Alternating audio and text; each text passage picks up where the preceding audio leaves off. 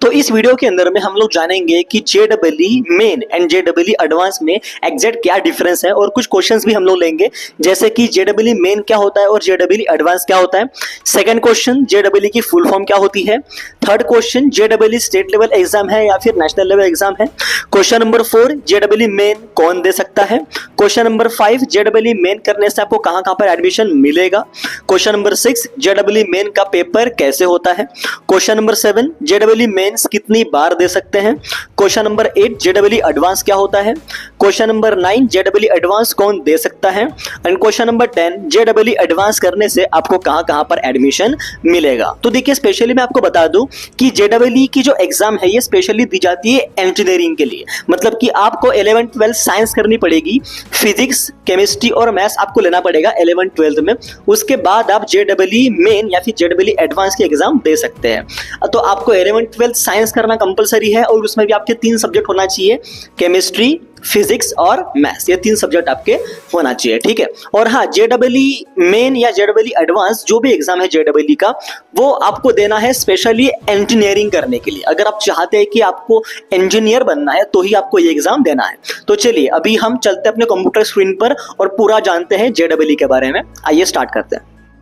Okay, so dear students, तो आइए हम फटाफट जान लेते हैं कि जेडबलई मेन एंड एडवांस क्या होता है। तो देखिए, स्पेशली जिन्हें इंजीनियरिंग करना है, मैं फिर रिपीट कर रहा हूँ, जिन्हें इंजीनियरिंग करना है बेसिकली, तो वही जेडबलई मेन या एडवांस दे सकते हैं। जैसे इंजीनियरिंग में भी 2 चीज़ें आती है, एक होता है बीई और एक होता है बीटेक, ठीक है। दोनों ही इंजीनियरिंग ही माना जाता है। बीई मतलब बैचलर ऑफ इंजीनियरिंग होता है एंड बीटेक मतलब बैचलर ऑफ टेक्नोलॉजी होता है, ठीक है। तो दोनों ही बेसिकली इंजीनियरिंग ही होता है। जेडबलई नेशनल लेवल एंट्रेंस एग्जाम होती है जो आपको देनी होती है इंजीनियरिंग में एडमिशन करने के लिए, और आप यहाँ पर दे सकते हैं। जेडबलई का फुल फॉर्म होता है जॉइंट एंट्रेंस एग्जामिनेशन, ठीक है। अब आइए सबसे पहले हम लोग बात कर लेते हैं जेडबलई मेन के बारे में। तो देखिए, कुछ एग्जाम ऐसी होती है जो स्टेट लेवल पर होती है, जैसे कि एमएसटी, सीटी वगैरह, और कुछ एग्जाम होती है जो नेशनल लेवल पर होती है। तो जेडबलई मेन ये जो एग्जाम होती है ये नेशनल लेवल की एग्जाम होती है, और यहाँ पर लिखा हुआ है एंट्रेंस एग्जाम फॉर इंजीनियरिंग। अगर आपको इंजीनियरिंग के लिए एंट्रेंस एग्जाम देनी है तो आप जेडबलई दे सकते हैं। और यहाँ पर लिखा हुआ है सीबीएसई कंडक्ट कराती है साल में 2 बार। तो जेडबलई मेन की जो एग्जाम होती है वो साल में 2 बार होती है और इसे सीबीएसई जो है वो कंडक्ट कराती है। अब जैसे कि आप सबको पता है, जेडबलई के 2 पार्ट होते हैं, एक होता है जेडबलई मेन और एक होता है जेडबलई एडवांस। तो आइए अब आगे में हम लोग जानते हैं इसके बारे में।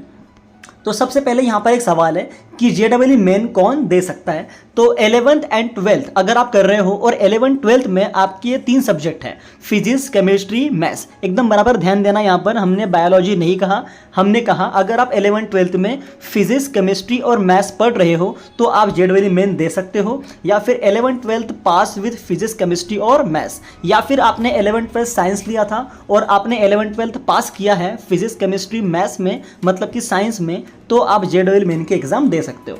जेडबलई मेन करने से कहाँ एडमिशन मिलेगा। तो देखिए, जेडबलई मेन करने से आप एनआईटी, आईआईटी, इन बड़े बड़े कॉलेजेस के अंदर में आप एडमिशन कर सकते हो, या फिर कम स्कोर होने पर किसी दूसरे अच्छे कॉलेज में आप एडमिशन कर सकते हो, ठीक है। चलो, अब मान लो कि आपको जेडबलई मेन में कम स्कोर आया, आपका एनआईटी में या आईआईटी में एडमिशन नहीं हो पाया, तो आप किसी नॉर्मल कॉलेज में भी एडमिशन कर सकते हो। नेक्स्ट, जितना अच्छा स्कोर उतना अच्छा कॉलेज, ठीक है। जेडबलई मेन में जितना आपका अच्छा स्कोर आएगा उतना ही आपको अच्छा कॉलेज मिलेगा, ठीक है।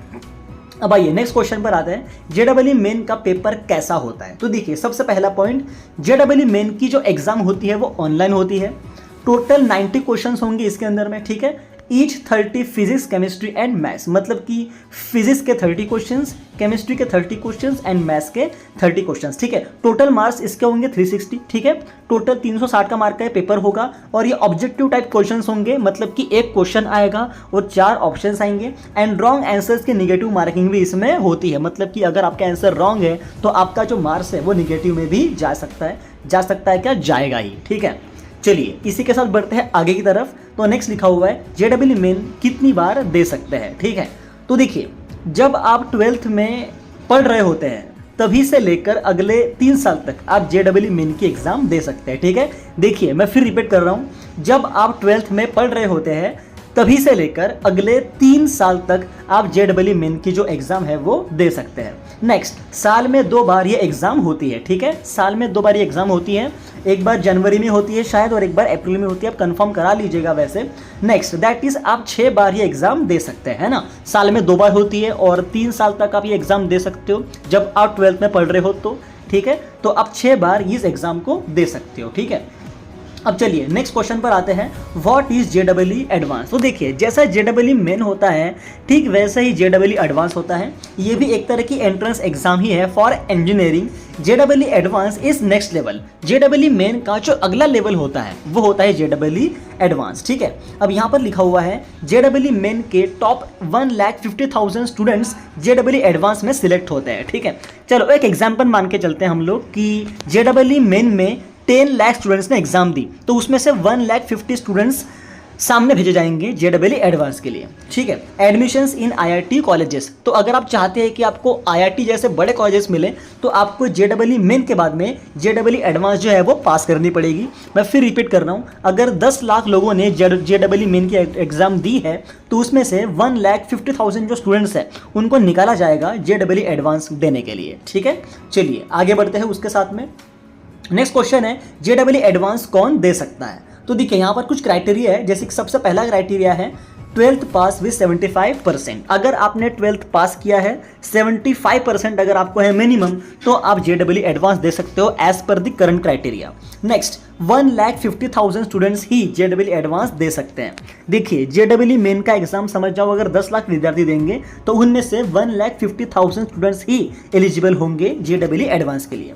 नेक्स्ट, कास्ट बेस्ड परसेंटेज भी इसमें होते हैं। जी हाँ, इसमें देखिए कास्ट बेस्ड होता है, जैसे कि फॉर एग्जांपल अब मैंने यहाँ पर कहा कि 12th पास होना चाहिए 75% से, लेकिन समझ जाइए अगर किसी की कास्ट SC है, ST है, तो उसके लिए ये जो परसेंटेज है ये कम भी हो सकते हैं।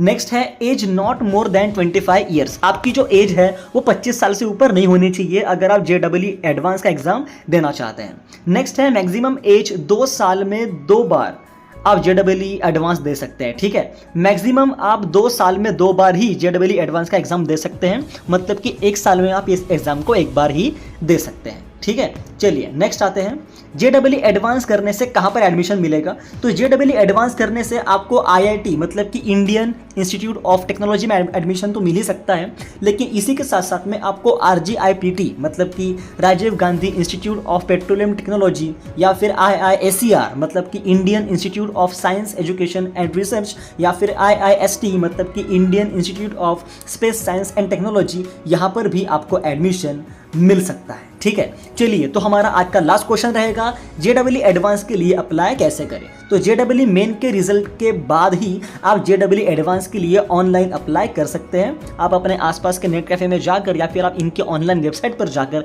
इस फॉर्म को भर सकते हैं। तो स्टूडेंट्स ये था JEE main and JEE advance के रिगार्डिंग एक छोटा सा वीडियो। सो सॉरी, हमारी जो आवाज़ है वो थोड़ी बराबर नहीं निकल रही है ड्यू टू द सिक, थोड़ा बुखार है जिस वजह से बराबर बोलना नहीं हो पा रहा है, फिर भी मैंने कोशिश किया इस वीडियो को एंड तक पहुंचाने का। So thank you so much, आपका सपोर्ट ऐसे ही बनाए रखे और अगर वीडियो पसंद आया है तो अपने दोस्तों तक इसे शेयर ज़रूर करें। Thank you so much and wish you all the best.